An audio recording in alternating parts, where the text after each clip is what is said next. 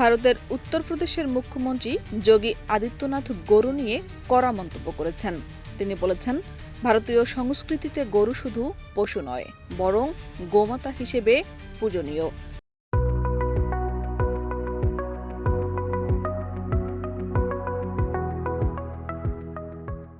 যারা গরুকে সাধারণ পশু মনে করেন, তাদের তিনি কঠোরভাবে সমালোচনা করেন।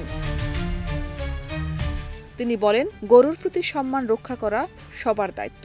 তার মতে, যারা গরুকে পশু হিসেবে দেখেন, তারা আসলে গো হত্যাকে সমর্থন করেন। তিনি আরও দাবি করেন, গরুকে অপমান করা মানসিকভাবে ভুল ও পাশবিক চিন্তার প্রকাশ। যোগী আদিত্যনাথ বলেন, গরুকে রাষ্ট্রমাতা হিসেবেই দেখা উচিত। এর জন্য আলাদা কোনো সরকারি ঘোষণার প্রয়োজন নেই। আজকাল অনেক মৌলবি ও মাওলানা গরুকে জাতীয় পশু ঘোষণার দাবি তুলছেন, কিন্তু আমরা বলি, গরু আমাদের মাতা, তার সঙ্গে আমাদের সম্পর্ক জন্মান্তরের।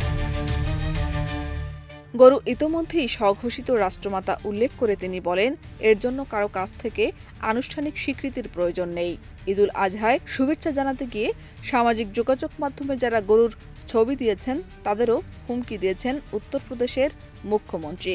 এ ধরনের প্ররোচনামূলক কাজ থেকে অনুসারীদের বিরত রাখতে ধর্মীয় নেতাদেরই উদ্যোগী হতে বলে মন্তব্য করেন তিনি।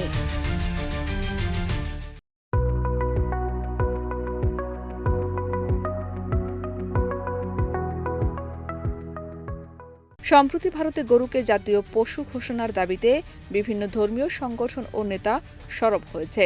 এ নিয়ে দেশটিতে বিক্ষোভ ও রাজনৈতিক বিতর্কও তৈরি হয়েছে।